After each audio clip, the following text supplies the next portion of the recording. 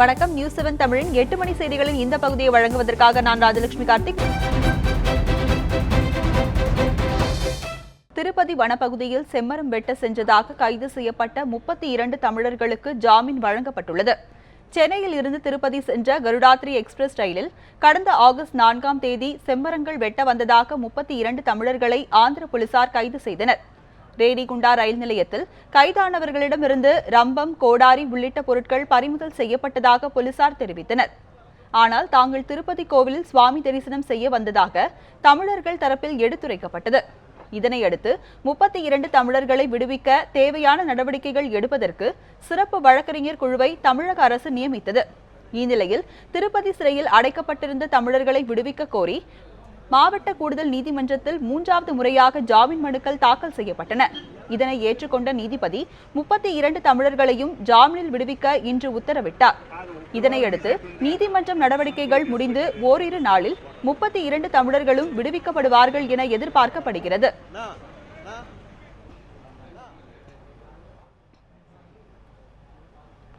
பண மோசடி வழக்கில் 6 மாதங்களாக தலைமறைவாக இருந்த வேந்தர் மூவிஸ் மதன் திருப்பூரில் கைது செய்யப்பட்டார். சென்னைக்கு அழைத்து வரப்பட்ட மதனிடம் மத்திய குற்றப்பிரிவு போலீசார் தீவிர விசாரணை நடத்தி வருகின்றனர். மத்திய குற்றப்பிரிவை சேர்ந்த சிறப்பு காவல்படை அதிகாரிகள் திருப்பூரில் வேந்தர் மூவிஸ் மதனை கைது செய்து சென்னை கொண்டு வந்துள்ளனர்.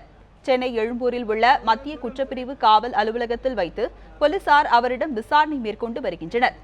மதன் சென்னை கொண்டு வரப்பட்டதை அடுத்து அவரது தாய் மற்றும் 2 மனைவிகள் அவரை காண எழும்பூர் வந்தனர். போலீசாரின் விசாரணையை அடுத்து இன்றே அவர் நீதிமன்றத்தில் ஆஜர்படுத்தப்படுவார் என்று தகவல் வெளியாகியுள்ளது. மேலும் அவரை போலீஸ் காவலில் எடுத்து விசாரிக்க மத்திய குற்றப்பிரிவு போலீசார் மனு தாக்கல் செய்வார்கள் என்றும் கூறப்படுகிறது. கடந்த 6 மாதங்களாக தலைமறை வாழ்க்கை வாழ்ந்து வந்த மதன் திருப்பூரில் உள்ள பெண் தோழியை பார்ப்பதற்காக வந்தபோது கைது செய்யப்பட்டதாக போலீசார் தெரிவித்துள்ளனர். மதன் அவர்கிட்ட பேசுறதுக்கு வந்துட்டு அனுமதிச்சிருந்தாங்க. ஸோ அனுமதிக்கும் போது மதன் அவர்கள் வந்துட்டு கண்டிப்பாக நான் வந்துட்டு சொல்கிறேன் அப்படின்ட்டு இருக்காரு. ஸோ அதை இப்போ தனிப்பட்ட முறையில் வந்துட்டு என்னால் சந்தித்து பேச முடியல. சுற்றி காவலர்கள் எல்லாரும் இருந்ததுனால அவரும் வந்துட்டு என்ன நடந்துச்சு அப்படிங்கிறத அவரால் எக்ஸ்பிரஸ் பண்ண முடியல. ஸோ அவருக்கு எதுவும் அச்சுறுத்தல் இருந்துச்சா இல்லை ஒரு ஃப்ரீயாக அவராகவே எதுவும் ஸ்டேட்மெண்ட் கொடுத்தாரா அப்படிங்கிற எந்த ஒரு உண்மையும் தெரியப்படவில்லை. ஸோ அது வந்து மெஜிஸ்ட்ரேட்டை ப்ரொடியூஸ் பண்ணதுக்கு அப்புறம் தான் வந்துட்டு அந்த உண்மைகள் வந்துட்டு வெளிப்படும். ஸோ இன்றைக்கி வந்துட்டு எப்படியும் ஜாமீன் மனு வந்துட்டு நாங்கள் ஃபைல் பண்ணுவோம் ரிமாண்ட் பண்ணும்போது. ஸோ அந்த டைமில் வந்துட்டு மதன் சார் தரப்பில் வந்துட்டு என்ன வெளிப்படுத்தணுமோ வெளிப்படுத்துவார் அப்படிங்கிறத நான் எதிர்பார்க்கப்படுகிறது. காரணங்கள் எதுவுமே வந்துட்டு அவரோட காரணங்கள் எதுவும் சொல்றதுக்கான சூழ்நிலையில் அவர் இல்லை. ஏன்னா சுத்தி காவலர்கள் இருப்பதனால வந்துட்டு இப்போ அவரால் வந்துட்டு எதையும் எக்ஸ்பிரஸ் பண்ண முடியல. மதன் கைது செய்யப்பட்டது எப்படி என்பது குறித்து தற்போது காண்போம். மருத்துவக் கல்லூரியில் இடம் வாங்கி தருவதாக பண மோசடி செய்ததாக சென்னை விருகம்பாக்கத்தை சேர்ந்த ஜெயச்சந்திரன் என்பவர் சென்னை காவல்துறை ஆணையர் அலுவலகத்தில் கடந்த ஜூன் மாதம் 1ஆம் தேதி புகார் அளித்தார். ஜெயச்சந்திரன் அளித்த புகாரின் பேரில் ஜூன் 4ஆம் தேதி மதன் மீது பல்வேறு பிரிவுகளில் வழக்கு பதிவு செய்யப்பட்டது. விசாரணையில் மருத்துவ படிப்பிற்கான இடம் வாங்கி தருவதாக 123 பேரிடமிருந்து 84 கோடியே 27 லட்சம் ரூபாயை வேந்தர் மூவிஸ் மதன் மற்றும் அவரது கூட்டாளிகள் வசூலித்து மோசடி செய்தது அம்பலமானது. இந்த மோசடியில் மதனுக்கு உடந்தையாக இருந்த பார்கவன் பச்சமுத்து, கே சண்முகம் உள்ளிட்ட 6 பேரை கைது செய்து தனிப்படை போலீசார் விசாரணை நடத்தினர். மதனை கண்டுபிடிக்க வாரணாசி, ரிஷிகேஷ், ஹரித்வார், திருவனந்தபுரம், கொச்சி, நாகர்கோவில் உள்ளிட்ட இடங்களில் தனிப்படை போலீசார் தேடுதல் வேட்டையில் ஈடுபட்டனர். மதனை ஆஜர் செய்ய நீதிமன்றத்தில் ஆட்கொணர்வு மனு தாக்கல் செய்யப்பட்டதை அடுத்து அவரை பிடிக்க கூடுதல் தனிப்படைகளை அமைத்து சென்னை மாநகர காவல்துறை ஆணையர் ஜார்ஜ் உத்தரவிட்டார். உத்தரகாண்ட் மாநிலத்தில் மதன் சொத்துக்கள் வாங்கியிருப்பதை கண்டறிந்த தனிப்படை போலீசார் சொத்துக்கள் வாங்க உதவியர்கள் யார் என விசாரணை நடத்தினர். சென்னையை சேர்ந்த பெண் நண்பர் ஒருவருடன் மதன் தொடர்பில் இருப்பதை கண்டறிந்த போலீசார் அவரிடம் நடத்திய விசாரணையில் ரூர்க்கி உள்ளிட்ட இடங்களில் மதன் வீடு மற்றும் நிலம் வாங்கியிருப்பது தெரிய வந்தது. மதனுக்கு சொத்து வாங்க உதவியர்கள் அவருடன் உத்தரகாண்ட், மணிப்பூர், கர்நாடகா மாநிலங்களில் தங்கி இருந்ததையும் போலீசார் உறுதி செய்தனர். இதையடுத்து மணிப்பூர் சென்ற போலீசார் அங்கு கடந்த 1 மாத காலமாக தங்கியிருந்து மதன் இருப்பிடம் குறித்து தகவல்களை சேகரித்தனர். இதற்கிடையே மணிப்பூரில் மதனை சந்தித்த அவரது கூட்டாளி ஒருவர் அங்கிருந்து திருப்பூர் வந்தது பற்றி தனிப்படை போலீசாருக்கு தகவல் கிடைத்தது.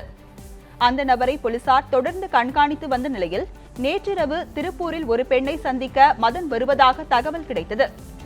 இதையடுத்து அங்குள்ள போலீசார் உஷார்படுத்தப்பட்டு இன்று காலை மதன் கைது செய்யப்பட்டார்.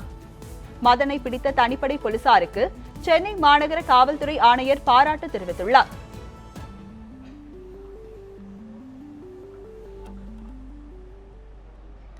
வேந்தர் மூவிஸ் மதன் மாயமானது முதல் பிடிபட்டது வரையிலான நிகழ்வுகளை தற்போது காணலாம். கடந்த மே மாதம் 28ஆம் தேதி டெல்லி செல்வதாக குடும்பத்தினரிடம் கூறிவிட்டு வீட்டை விட்டு வெளியேறினார் மதன். அதற்கு அடுத்த நாளே நண்பருக்கு வாட்ஸ்அப் மூலம் கடிதம் எழுதினார். அந்த கடிதத்தில் வாரணாசிக்கு சென்று உயிருடன் சமாதி அடைய போவதாக மதன் தெரிவித்திருந்தார். இதனால் அதிர்ச்சியடைந்த மதனின் தாயார் தங்கம் அன்றைய தினமே மதனை காணவில்லை என காவல்துறையில் புகார் அளித்தார். அதன் தொடர்ச்சியாக ஜூன் 5ஆம் தேதி மதனை மீட்க கோரி அவரது தாயார் சென்னை உயர்நீதிமன்றத்தில் ஆட்கொணர்வு மனு தாக்கல் செய்தார். இந்த மனு ஜூன் 6ஆம் தேதி உயர்நீதிமன்றம் விசாரணையை தொடங்கியது. மதனிடம் பணம் கொடுத்து ஏமாந்த பெற்றோர் மற்றும் மதன் காணாமல் போன வழக்கை ஒருங்கிணைத்து விசாரிக்க உயர் அதிகாரியை நியமிக்க ஜூன் 9ஆம் தேதி அன்று சென்னை உயர்நீதிமன்றம் உத்தரவிட்டது. இந்த நிலையில் ஜூன் 23ஆம் தேதி வாரணாசியில் உள்ள விடுதி ஒன்றில் மதன் தங்கியிருப்பது சிசிடிவி கேமராவில் பதிவாகி இருப்பதாக காவல்துறை நீதிமன்றத்தில் தெரிவித்தது. ஆகஸ்ட் 17ஆம் தேதி அன்று மதன் காணாமல் போன வழக்கு தொடர்பாக விசாரணை நடத்தப்படுபவர்களின் விவரங்களை தாக்கல் செய்ய உயர்நீதிமன்றம் உத்தரவிட்டது. அக்டோபர் 6ஆம் தேதியன்று மதனை ஆஜர்படுத்த சென்னை உயர்நீதிமன்றம் 4 வார கால அவகாசம் வழங்கியது. குறிப்பிட்ட தினத்தில் மதன் ஆஜர்படுத்தப்படாததால் அக்டோபர் 24ஆம் தேதி நடைபெற்ற விசாரணையின் போது நவம்பர் 29ஆம் தேதிக்குள் மதனை ஆஜர்படுத்த இறுதி கெடுவை விதித்தது நீதிமன்றம்.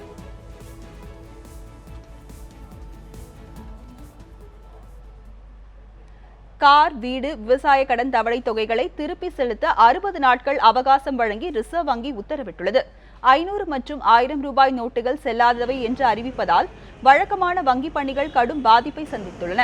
எனவே வங்கிகளில் செலுத்தப்படும் காசோலைகளை மாற்றிக் கொடுப்பது தொடர்பான பணிகள் பாதிக்கப்பட்டுள்ளன. இந்நிலையில் வங்கியிலிருந்து வாரத்திற்கு 24,000 ரூபாய் தான் பணம் எடுக்க முடியும் என கட்டுப்பாடுகள் விதிக்கப்பட்டுள்ளன. இதனால் வங்கிகளில் கடன் வாங்கியோர் தவணை தொகையை திருப்பி செலுத்துவதில் காலதாமதம் ஏற்படுகிறது. இந்நிலையில் கார், வீடு, விவசாய தேவை உள்ளிட்ட கடன் தவணை தொகைகளை திருப்பி செலுத்த 2 மாதங்கள் அவகாசம் வழங்கி ரிசர்வ் வங்கி உத்தரவிட்டுள்ளது. நவம்பர் 1 முதல் டிசம்பர் 31ஆம் தேதி வரை செலுத்த வேண்டிய கடன் தவணை தொகைகளுக்கு மட்டுமே இது பொருந்தும் என்று ரிசர்வ் வங்கி தெரிவித்துள்ளது. இருப்பினும் 1 கோடி ரூபாய் மற்றும் அதற்கு குறைவாக கடன் வாங்கியவர்களுக்கு தான் இந்த சலுகை பொருந்தும் எனவும் ரிசர்வ் வங்கி அறிக்கையில் அறிவிக்கப்பட்டுள்ளது.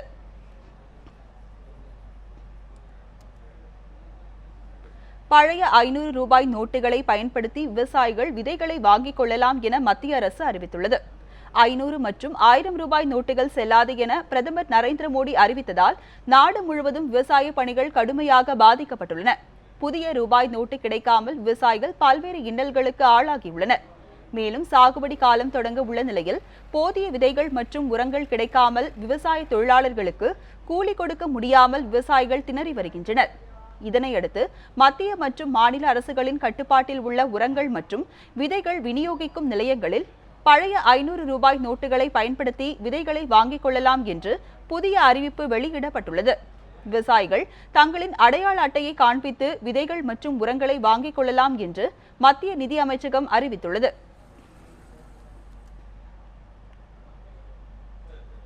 500 மற்றும் 1000 ரூபாய் நோட்டுகள் செல்லாது என்ற பிரதமர் நரேந்திர மோடியின் அதிரடி அறிவிப்பால் பல்வேறு தரப்பினரும் தொடர் பிரச்சனைகளை சந்தித்து வருகின்றனர். மத்திய அரசின் அதிரடி நடவடிக்கையால் கிடைக்கும் நிறை குறைகள் பற்றி பிரபல பங்குச்சந்தை வர்த்தக நிபுணர் சோம வள்ளியப்பன் பத்திரிகை ஒன்றில் எழுதியுள்ளார். அதன் சார அம்சங்களை தற்போது பார்க்கலாம். தற்போது மத்திய அரசின் நடவடிக்கையால் பணவீக்கம் குறைந்ததால் ரிசர்வ் வங்கி கடன்கள் மீதான வட்டி விகிதங்களை குறைக்கலாம் என்றும் அந்நிய கரன்சிகளுக்கு எதிராக இந்திய ரூபாயின் மதிப்பு உயரும் என்றும் சோம வள்ளியப்பன் தெரிவித்துள்ளார். மேலும் வங்கிகளிடம் கூடுதல் பணம் சேர்வதால் வங்கிகள் வட்டி விகிதத்தை குறைக்கலாம் என்றும் அவர் தெரிவித்துள்ளார். இந்நிலையில் வரி செலுத்த வேண்டிய வெளிப்படையான வர்த்தகம் அதிகரிக்கும் என்றும் சோம வள்ளியப்பன் குறிப்பிட்டுள்ளார். மேலும் அரசின் கணக்கு வராத கருப்பு பணம் வலு இழக்கும் என்றும் அரசின் வரி வருவாய் அதிகரிப்பதால் நலத்திட்டங்களுக்கு கூடுதல் நிதி கிடைக்கும் என்றும் சோம வள்ளியப்பன் தமது கட்டுரையில் குறிப்பிட்டுள்ளார். கடந்த 1978ஆம் ஆண்டில் அன்றைய பிரதமர் மொரார்ஜி தேசாய் நாட்டில் புழக்கத்தில் இருந்த 1000, 5000 மற்றும் 10,000 ரூபாய் நோட்டுகள் செல்லாது என்று அறிவித்தார். இருப்பினும் இந்த நடவடிக்கையால் கருப்பு பணம் ஒழிந்துவிடவில்லை என்றும் தெரிவித்துள்ளார். தற்போது நாட்டில் உள்ள எல்லா கிராமங்களிலும் வங்கிகள் இல்லை என்றும், பிரதமரின் அறிவிப்பால் ரியல் எஸ்டேட் தொழிலில் பெரும் சுணக்கம் வரும் என்றும், இதனால் அவற்றின் மீது கடன் கொடுத்திருக்கும் வங்கிகளில் வாராக்கடன் அதிகரிக்கும் என்றும் அவர் எச்சரிக்கை செய்துள்ளார். தற்போது பணத்தை மாற்ற கொடுக்கப்பட்டுள்ள கால அவகாசம் குறைவு என்றும், வங்கி கணக்கு இல்லாத விவசாயிகள், சிறு வியாபாரிகள் பணத்தை மாற்றுவதில் சிரமம் தொடர்வதாகவும் சோம வள்ளியப்பன் குறிப்பிட்டுள்ளார். ஏந்திரன் 2ஆம் பாகத்தின் ஃபர்ஸ்ட் லுக் நிகழ்ச்சி சிறப்பாக முடிந்துள்ளதாக நடிகர் ரஜினிகாந்த் தெரிவித்துள்ளார். சென்னை விமான நிலையத்தில் செய்தியாளர்களுக்கு பேட்டியளித்த அவர் இவ்வாறு கூறினார். 2.2 நீங்களாம் பார்த்துருப்பீங்க. இந்த லாட்ஜ் முடிச்சுட்டு வந்துட்டு இருக்கேன். ரொம்ப நல்லபடியாக நடந்தது. நன்றிங்க, வணக்கம். தற்போது கிடைத்த அண்மை செய்திகளை பார்க்கலாம்.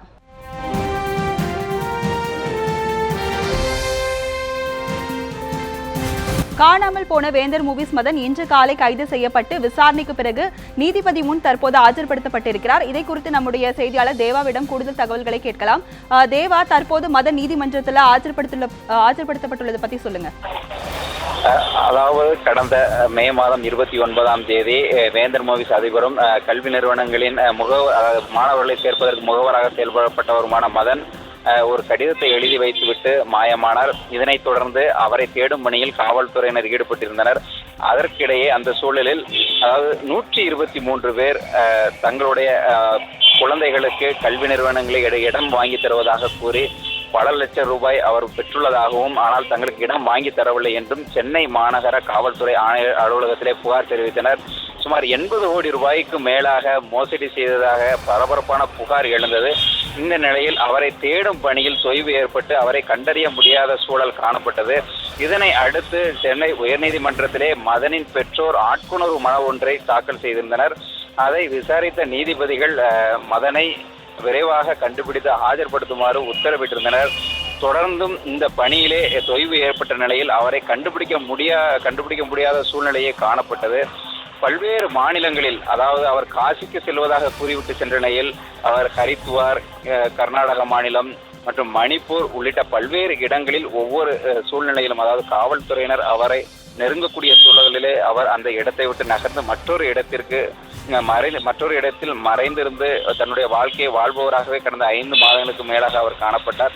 இந்த நிலையில் அவர் தன்னை பல்வேறு வெளி மாநிலங்களில் காவல்துறையினர் தேடுவதை அறிந்து தமிழகத்தில் இருந்தால் தன்னை காவல்துறையினர் தேட மாட்டார்கள் என்று நினைத்து அவர் திருப்பூரில் தன்னுடைய தோழி ஒருவரின் வீட்டில் அவர் பதுங்கி இருந்திருக்கிறார். கடந்த 2 வார காலமாக அவர் அங்கே இருந்ததாக கூறப்பட்டது. அதாவது அவர் தன்னுடைய செலவுக்கு பணம் இல்லாத சூழ்நிலையில் தன்னுடைய தோழியிடம் தன்னுடைய நண்பர் ஒருவர் மூலமாக பணம் பெற்றதாக கூறப்படுகிறது. இந்த தொடர்புகளை, அதாவது ஏற்கனவே அவர் காணாமல் போனதிலிருந்து அவருடைய நெருங்கிய நண்பர்கள், வணிக ரீதியாக அவருடன் நட்பாக இருந்தவர்கள் மற்றும் சட்டவிரோதமாக அவருடன் தொடர்பில் இருந்தவர்களாக கூறப்பட்டவர்கள் என ஒவ்வொருவரிடமும் காவல்துறையினர் விசாரணை நடத்தி அவர்களையும் தொடர்ந்து கண்காணிப்பில் வைத்திருந்தனர். இந்த கண்காணிப்பில் அவர்கள் கண்டறிந்த தகவல்களை வைத்து தொடர்ந்து இவர்களை பின்பற்றி வந்து வந்த நிலையில் இவர் திருப்பூரில் இருப்பதாக காவல்துறையினருக்கு உறுதியான தகவல் கிடைத்ததை அடுத்து சிறப்பு படையினர் நேற்று அங்கு திருப்பூருக்கு சந்தேகப்பட்ட வீட்டிற்கு சென்று விசாரித்துள்ளனர். அந்த விசாரணையில் அந்த பெண்மணி மதன் அங்கு இல்லை என்று தெரிவித்ததை அடுத்தும் காவல்துறையினர் அவர் உறுதியாக அங்கு இருக்கிறார் என்று அவர்களுக்கு கிடைத்த நம்பகமான தகவலின் அடிப்படையில் அங்கு இன்று அதிகாலை வீட்டிற்குள் அதிரடியாக புகுந்து அங்கு ஆய்வு நடத்தி அங்கிருந்த ஒரு தனி அறையில் இருந்த மதனை கைது செய்து இன்று இங்கு சென்னை எழும்பூரில் உள்ள மத்திய குற்றப்பிரிவு அலுவலகத்திற்கு இன்று பிற்பகலிலே கொண்டு வந்தனர். இதனைத் தொடர்ந்து அவர் எப்படி இருக்கிறார் என்பதை தெரிவிக்கும் விதமாக அவருடைய பெற்றோரையும் அவருடைய மனைவியர் 2 பேரையும் அழைத்து அவருடன் உரையாட வைத்தனர். அதனைத் தொடர்ந்து அவர் எங்கெங்கிருந்தெல்லாம் தங்கியிருந்தார், இதனால் அவர் தங்கியிருந்தார் என்பது குறித்த விவரங்களை எல்லாம் அவர் கூற சொல்லி அவர் தெரிவித்த கருத்துக்கள் அனைத்தையும் ஒளிப்பதிவாக காவல்துறையினர் எடுத்துள்ளதாக கூறப்படுகிறது. இந்த நிலையில் தொடர்ந்து அதனை அடுத்து வழக்கமான ஒரு கைதியை ஒரு நபரை எப்படி கைது செய்தால் என்னென்ன நடைமுறைகள் பின்பற்ற வேண்டுமோ அதற்கான நடைமுறைகள்லாம் மேற்கொண்ட காவல்துறையினர் சென்னை எழும்பூரில் உள்ள நீதிபதிகள் குடியிருப்பில் இருக்கக்கூடிய கைது செய்யப்பட்டுள்ள மதன் தற்போது நீதிபதி முன் ஆஜர்படுத்தப்பட்டிருக்கிறார். இதை குறித்து உங்களுடைய தகவல்களுக்கு நன்றி தேவா. தொடர்ந்து செய்திகளை பார்க்கலாம். தமிழகத்தில் 3 தொகுதிகளில் நடைபெற்ற தேர்தலில் பதிவான வாக்குகளை எண்ணும் பணி நாளை காலை 8 மணிக்கு துவங்கும் என தமிழக தலைமை தேர்தல் அதிகாரி ராஜேஷ் லக்கானி தெரிவித்துள்ளார். தஞ்சை, அரவக்குறிச்சி மற்றும் திருப்பரங்குன்றம் தொகுதிகளில் வாக்கு எண்ணுவதற்காக 14 மேசைகள் போடப்பட்டுள்ளதாகவும், அரவக்குறிச்சி தொகுதியில் 18 சுற்றுகளாகவும், தஞ்சாவூர் தொகுதியில் 20 சுற்றுகளாகவும், திருப்பரங்குன்றம் தொகுதியில் 21 சுற்றுகளாகவும் வாக்கு எண்ணிக்கை நடைபெறும் என அவர் கூறியுள்ளார். 1 மணி நேரத்திற்கு 3 முதல் 4 சுற்று வாக்குகள் எண்ணப்படும் என்றும், வாக்கு எண்ணும் பணியில் மொத்தம் 225 பணியாளர்கள் ஈடுபடுத்தப்பட உள்ளதாகவும் அவர் தெரிவித்துள்ளார். ஒவ்வொரு சுற்று முடிவிலும் வேட்பாளர் பெற்ற வாக்குகள் அந்தந்த வாக்குச்சாவடிகளில் அறிவிக்கப்படும் என்றும், வாக்கு எண்ணும் அரசு அதிகாரிகள், தேர்தல் நடத்தும் அதிகாரிகள், வேட்பாளர்கள், தேர்தல் முகவர்கள் உள்ளிட்டோர் மட்டுமே வாக்கு எண்ணும் மையங்களுக்குள் அனுப்பப்படுவார்கள் என்றும் லக்கானி தெரிவித்தார்.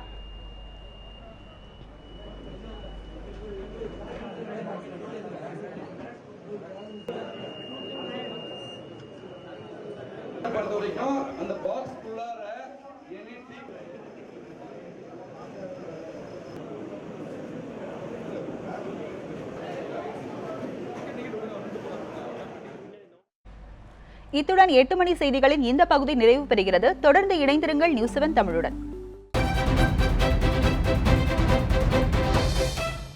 பழைய ரூபாய் நோட்டுகள் செல்லாது என்ற அறிவிப்பை மத்திய அரசு திரும்ப பெற வலியுறுத்தி சென்னையில் காங்கிரஸ் கட்சியினர் ஆர்ப்பாட்டத்தில் ஈடுபட்டனர். மத்திய அரசின் 500 மற்றும் 1000 ரூபாய் நோட்டுகள் செல்லாது என்ற அறிவிப்பை கண்டித்து சென்னை துறைமுகம் அருகே காங்கிரஸ் கட்சி சார்பில் ஆர்ப்பாட்டம் நடைபெற்றது. இதில் காங்கிரஸ் தலைவர் திருநாவுக்கரசர் உள்ளிட்ட மூத்த தலைவர்கள் கலந்து கொண்டனர். மேடையில் உரையாற்றிய தமிழக காங்கிரஸ் தலைவர் திருநாவுக்கரசர், விடுதலை சிறுத்தைகள் கட்சியின் தலைவர் திருமாவளவன் பாரதிய ஜனதா கட்சியினர் தனிப்பட்ட முறையில் விமர்சிப்பதற்கு கண்டனம் தெரிவித்தார்.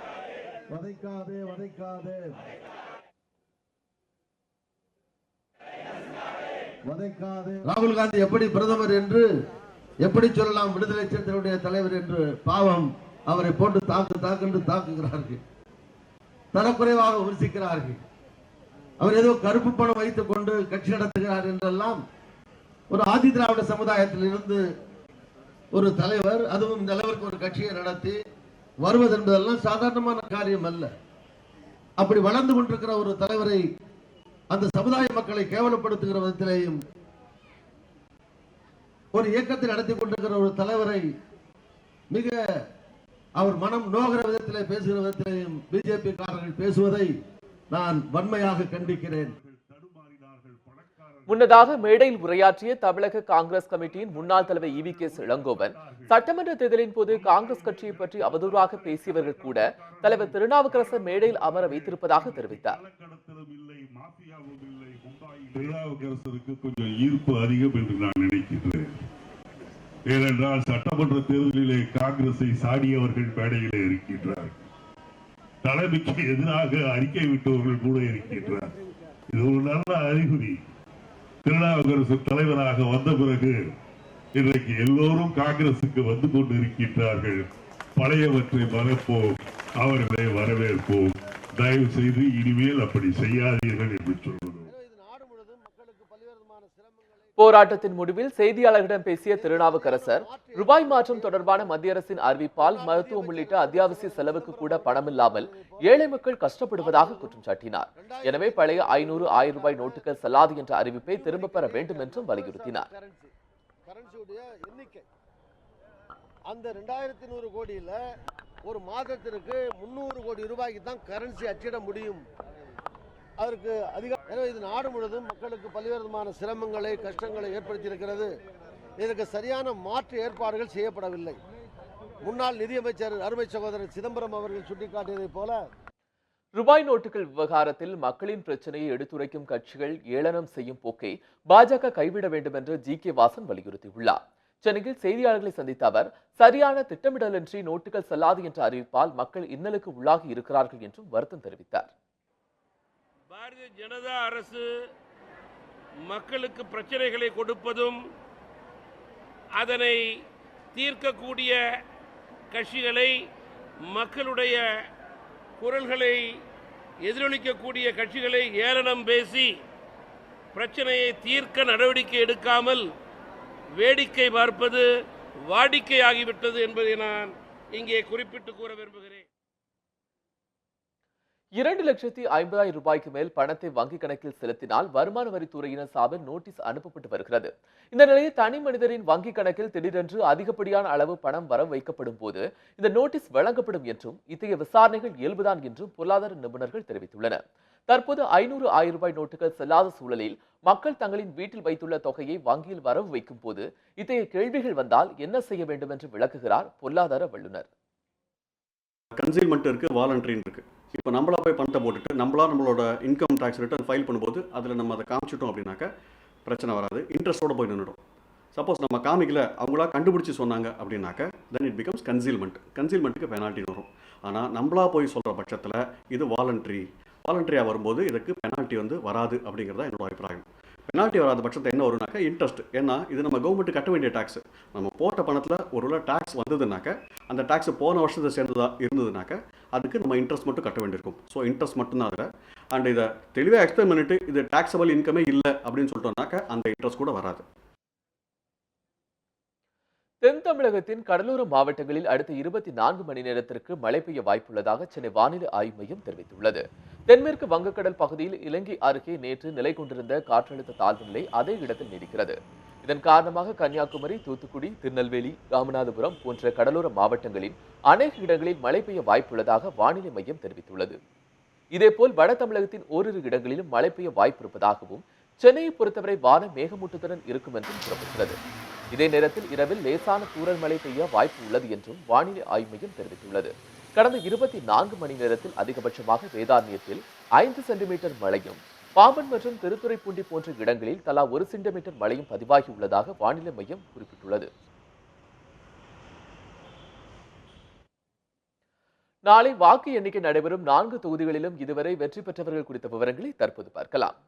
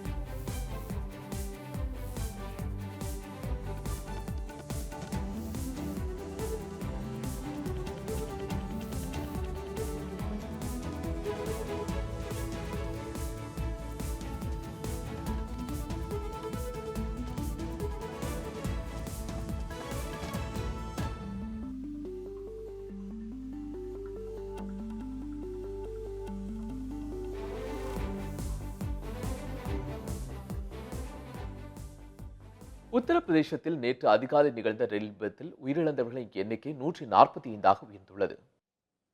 கான்பூர் அருகே நேற்று அதிகாலை இந்தூர் பாட்னா எக்ஸ்பிரஸ் ரயிலின் 14 பெட்டிகள் தண்டவாளத்தை விட்டு தடம் புரண்டு கவிழ்ந்தது. இதில் 121 பேர் சம்பவ இடத்திலேயே பலியாகினர். 200க்கும் அதிகமானோர் படுகாயமடைந்து மருத்துவமனையில் சிகிச்சை பெற்று வந்தனர். இந்நிலையில் ரயில் விபத்தில் சிக்கி உயிரிழந்தவர்களின் எண்ணிக்கை தற்போது 145ஆக உயர்ந்துள்ளது. இதில் 123 பேரின் உடல்கள் அடையாளம் காணப்பட்டுள்ளன. 110 பேரின் உடல்கள் உரியவர்களிடம் ஒப்படைக்கப்பட்டுள்ளன. இதனிடையே இந்த விபத்திற்கான காரணத்தை கண்டறிவதற்காக ரயில்வே சார்பில் அமைக்கப்பட்டுள்ள உயர்மட்ட குழு இன்று தனது விசாரணையை தொடங்கியது. விபத்து நிகழ்ந்த புக்ரையான் பகுதிக்கு இன்று சென்ற ரயில்வே பாதுகாப்பு ஆணையர் தண்டவாள விரிசல் உள்ளிட்டவற்றை ஆராய்ந்து ஆய்வு மேற்கொண்டு வருவதாக தகவல்கள் கூறுகின்றன.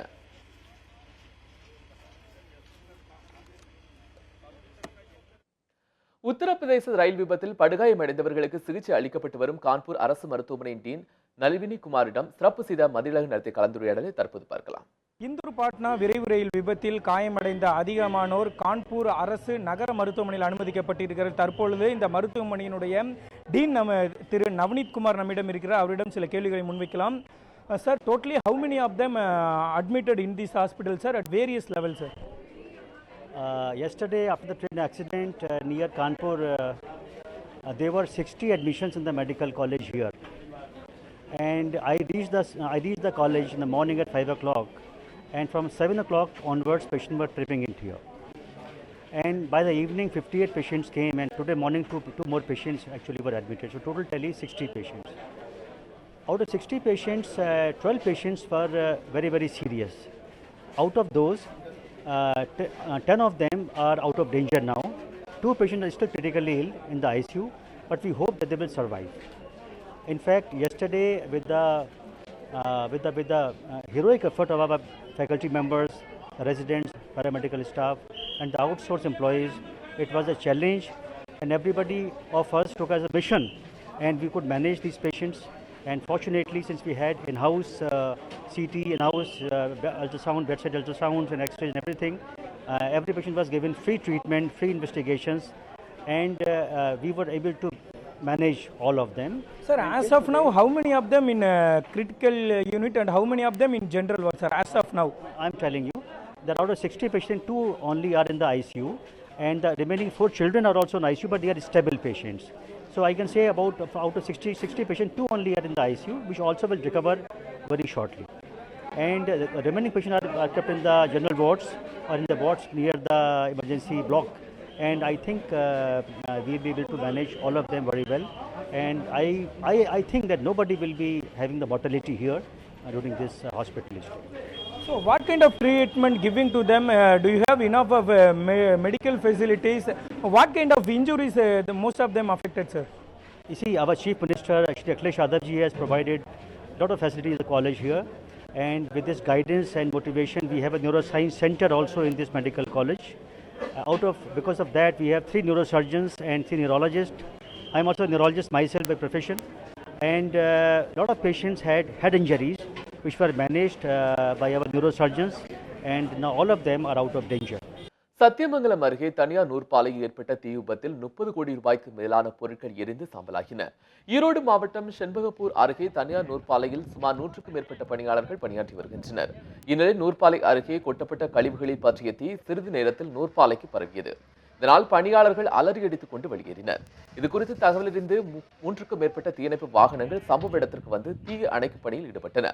இந்த விபத்தில் உயிர் சேதம் எதுவும் ஏற்படவில்லை என்றும் நூற்பாலையில் சுமார் 30 கோடி ரூபாய் மதிப்புள்ள பஞ்சு மூட்டைகள் இருந்து நாசமாகின. நூற்பாலையில் இருந்த இயந்திரங்கள், கட்டிடங்களும் பெரும் சேதம் அடைந்தன. இவ்விபத்து குறித்து காவல்துறையினர் விசாரணை நடத்தி வருகின்றனர். நெல்லையில் அனுமதியின்றி செயல்பட்ட குழந்தைகள் காப்பகத்தில் இருந்த 35 குழந்தைகள் மீட்கப்பட்டு சரணாலயம் குழந்தைகள் காப்பகத்தில் ஒப்படைக்கப்பட்டன.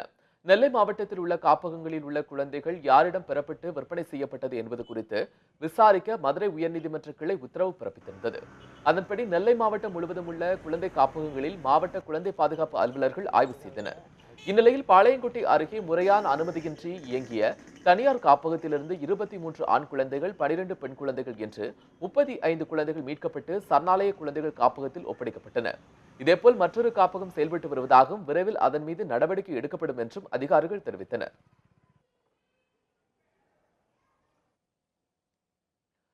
கும்மிடிப்பூண்டி அருகே மீனவர் கிராமத்தில் இரு தரப்பினரிடையே ஏற்பட்ட மோதலில் 2 உயிரிழந்தனர். இது தொடர்பாக ஒருவர் கைது செய்யப்பட்டுள்ளார். திருவள்ளூர் மாவட்டம் மெதிப்பாளையம் பஞ்சாயத்திற்குட்பட்ட வல்லம்பேடு மீனவர் கிராமத்தை சேர்ந்தவர் சந்திரதான். இவர் குடும்பத்தாரை பண கையாடல் புகார் காரணமாக அப்பகுதியை விட்டு மக்கள் ஒதுக்கி வைத்துள்ளனர். இதனிடையே அப்பகுதியில் புயல் எச்சரிக்கை மையம் கட்டும் பணி ஈடுபட்ட சந்திரதான் குடும்பத்தினர் உப்பங்களி மண்ணை பயன்படுத்தியதாக தெரிகிறது. இதன் காரணமாக இருதரப்பிற்கும் இடையே தகராறு மூண்டதை அடுத்து இருதரப்பினரும் சரமாரியாக அருவாளால் வெட்டிக் கொண்டனர். இதில் 6 பேர் படுகாயமடைந்தனர். காயமடைந்த அனைவரும் சென்னை ராஜீவ்காந்தி அரசு மருத்துவமனையில் அனுமதிக்கப்பட்டுள்ளனர். இதில் சிகிச்சை பலனின்றி குணசேகரன், அண்ணாதுரை ஆகியோர் உயிரிழந்தனர்.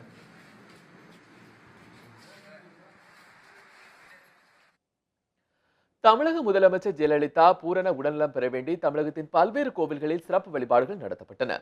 சேலம் சுகவனேஸ்வரர் கோவிலில் நடைபெற்ற சிறப்பு பூஜையில் அமைச்சர் எடப்பாடி கே பழனிசாமி தலைமையில் பல்வேறு அதிமுகவினர் பொதுமக்கள் பங்கேற்றனர்.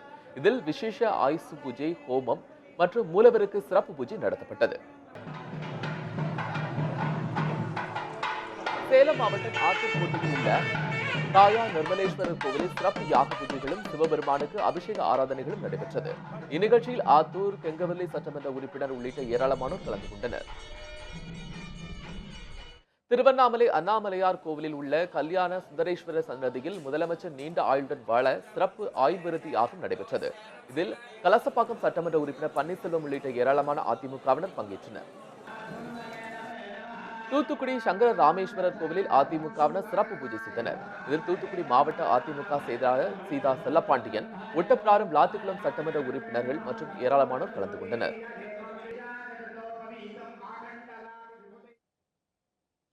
ஆழ்கடல் பகுதியில் மீன்பிடிக்க சர்வதேச நிறுவனங்களுக்கு மத்திய அரசு கொடுத்துள்ள உரிமத்தை ரத்து செய்ய கோரி டெல்லியில் நாடாளுமன்றம் நோக்கி தேசிய மீனவர் பேரவை அமைப்பினர் பேரணி நடத்தினர். ஆழ்கடல் பகுதியில் மீன்பிடிக்க சர்வதேச அளவிலான பெரிய கப்பல் நிறுவனங்களுக்கு மத்திய அரசு உரிமம் கொடுத்துள்ளது.